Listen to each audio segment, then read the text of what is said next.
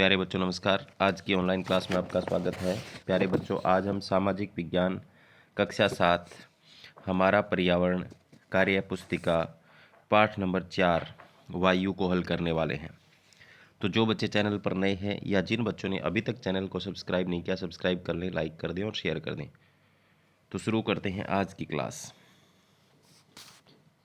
आप अपनी स्क्रीन पर देख सकते हो अध्याय 4 वायु क्रियाकलाप 1। क्रियाकलाप 1 के अंदर लिखा है, यदि वायु न होती तो क्या होता। यदि वायु न होती तो क्या होता। तो मैंने यहाँ पर लिखा है, वायु से प्राप्त ऑक्सीजन के द्वारा मानव का जीवन व पौधों का अस्तित्व है। वायु न होने पर पृथ्वी पर जीवन नहीं होगा। तो आप नीचे चित्र में देखो, यहाँ पर देखो वायुमंडल दिखाया गया है। इसको मैं छोटा कर लेता हूँ। नीचे लिखा हुआ है, देखो यहाँ पढ़ के बता देता हूँ मैं पहले। वायुमंडल ने हमारी पृथ्वी को चारों ओर से घेरा है। पृथ्वी की सतह से यह करीब 1000 किलोमीटर की ऊंचाई तक फैला है तथा आकर्षण शक्ति के प्रभाव से पृथ्वी के साथ ही सूर्य की परिक्रमा करता है। कौन? वायुमंडल। पृथ्वी स्थल तथा जल लगातार नहीं है, लेकिन वायुमंडल पृथ्वी के संपूर्ण स्थल और जलमंडल को चारों ओर से घिरे हुए। यानी जल लगातार पृथ्वी के चारों ओर नहीं है, लेकिन वायुमंडल ने है वो जल और स्थल को चारों ओर से घेरा हुआ है। कैसे घेरा हुआ है देखो आप यहाँ पर, ये देखो 16 किलोमीटर की ऊंचाई, यहाँ लिखा हो क्षोभ मंडल, फिर 50 किलोमीटर समताप मंडल, फिर 80 किलोमीटर और फिर 600 किलोमीटर मध्य मंडल, बाह्य मंडल। तो ये वायुमंडल की परतें हैं। तो यहाँ पर आगे प्रश्न नंबर 2 में कहता है, वायुमंडल में सबसे ज़्यादा कौन सी गैस पाई जाती है। तो प्यारे बच्चों, जो ज़्यादा पाई जाती हैं, एक तो नाइट्रोजन पाई जाती है 78% और ऑक्सीजन पाई जाती है 21%। 1% के अंदर अन्य सारी गैसें जलवाष्प धूल के कण रह जाते हैं। ठीक है। वायुमंडल में पाई जाने वाली विभिन्न गैसों में से हमारे लिए कौन सी महत्वपूर्ण है, क्यों?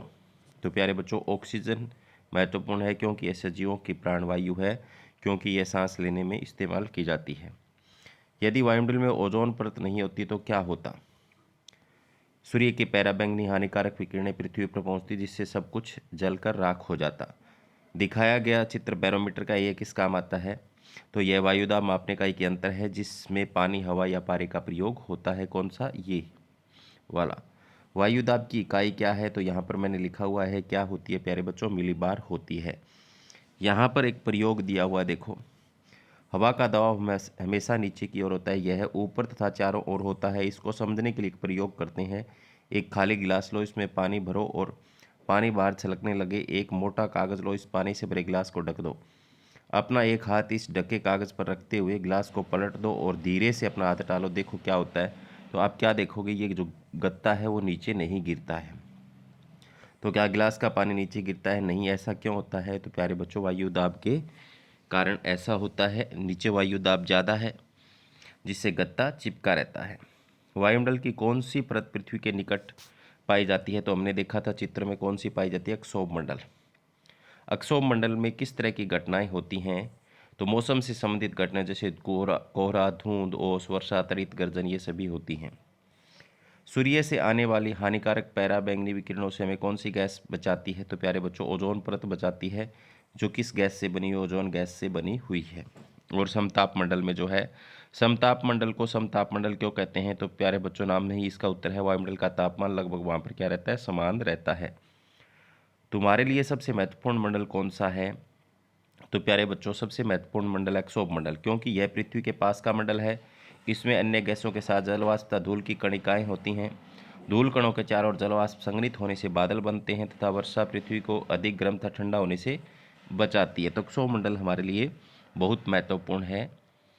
आगे है क्रियाकलाप 3। चित्र में क्या दिखाया गया है प्यारे बच्चों। यहाँ पर देखो चिमनी का धुआं, यहाँ पर स्कूटर का धुआं, यहाँ पर ईंधन के जलने से धुआं, पटाखों के जलने से धुआं। तो इस प्रकार की गतिविधियों से हमारे पर्यावरण में क्या प्रभाव पड़ेगा। तो वायुमंडल में प्रदूषण बढ़ेगा, यहाँ पर मैंने लिखा हुआ है। पृथ्वी का तापमान बढ़ने के क्या क्या परिणाम हो सकते हैं, अपने साथियों की चर्चा कर सूची बनाइए। तो वैश्विक तापमान से, यानी पृथ्वी का तापमान बढ़ने से तूफान, बाढ़, जंगल में आग, सूखा और लू की आशंका बढ़ जाती है। वर्षा के पैटर्न में भी बदलाव आ जाता है। वर्षा की मात्रा को किस यंत्र द्वारा मापा जाता है? इस यंत्र का चित्र बनाकर लिखो। तो वर्षा मापी नामक यंत्र से, या इसको रेन गेज भी कहते हैं, इस प्रकार का एक यंत्र होता है जिससे वर्षा मापी जाती है। इसमें यहाँ पर माप लगे होते हैं, जितना पानी इसमें इकट्ठा होता है उतना मिली वर्षा होती है।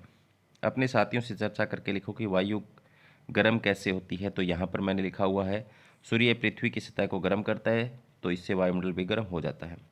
जिस उपकरण से वायु के तापमान को मापते हैं उसको क्या कहते हैं? वायुमंडलीय तापमापी कहते हैं। आओ एक गतिविधि करें। एक साधारण तापमापी लेकर नीचे की दी गई तालिका को पूरा करें कि कक्षा के भीतर और कक्षा के बाहर धूप में तापमान कितने अपने साथियों से नोट करें। 12 और बजे के करीब करेंगे तो कमरे का 20 डिग्री सेल्सियस, 30 डिग्री सेल्सियस जैसे आज के दिन हमें मिला। तो बताओ अधिकतम तापमान किस समय है और क्यों? दोपहर में अधिकतम, क्योंकि सूर्य चरम पर होता है। और 0 डिग्री सेल्सियस पानी बर्फ बनने लगता है तो 100 डिग्री सेल्सियस पानी उबलने लगता है। सोचो तुम जहाँ रहते हो वहाँ का तापमान 100 डिग्री सेल्सियस हो जाए तो क्या होगा? तो प्यारे बच्चों, वहाँ जीवन समाप्त हो जाएगा।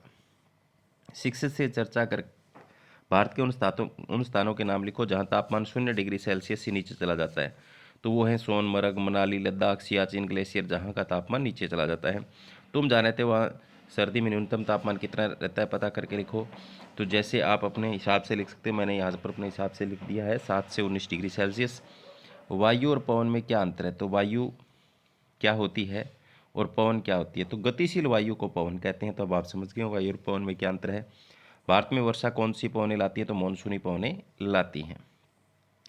उत्तरी भारत में गर्मियों के दिनों में चलने वाली गर्म और शुष्क पवनों को लू कहते हैं। लू जनजीवन पर क्या प्रभाव डालती है, चर्चा करके लिखिए। लू में गर्मी बहुत बढ़ जाती है, तापमान बढ़ने से घर से बाहर निकलना दूभर हो जाता है, पानी की कमी हो जाती है, फसलें सूख जाती हैं। तो आओ वर्षा के विभिन्न प्रकारों के चित्र बनाएं। तो प्यारे बच्चों, यहाँ पर चित्र बनाए हुए हैं, देखो।